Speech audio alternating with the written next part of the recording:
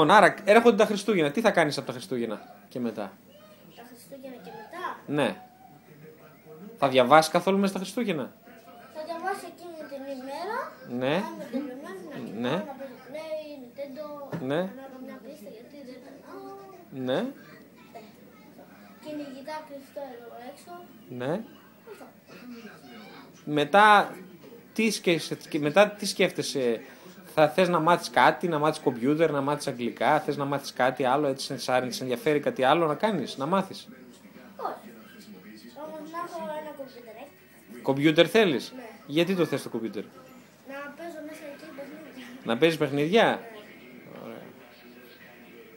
Και με τον μπαμπά τι συζητάτε όταν κάθεστε μέσα έτσι και τα λέτε? Τι θα κάνεις, με τι σ' αρέσει, με τι ασχολείσαι? Τι του λες? Μπαμπά, εγώ όταν μεγαλώσω θέλω να κάνω τι σκέφτεσαι? Μπασκετμπολίστας αυτό.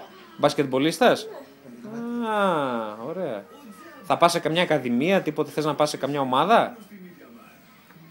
Σε μπάσκετ από το ΠΑΟΚ. Πρώτα από τον Ολυμπιακό, μετά από τον ΠΑΟΚ. Θα πας στον ΠΑΟΚ? Μάλιστα. Ωραία. Ο γυμναστής σου τι λέει, είσαι καλός στη γυμναστική? Ναι, φυσικά. Εννοείται. Ωραία.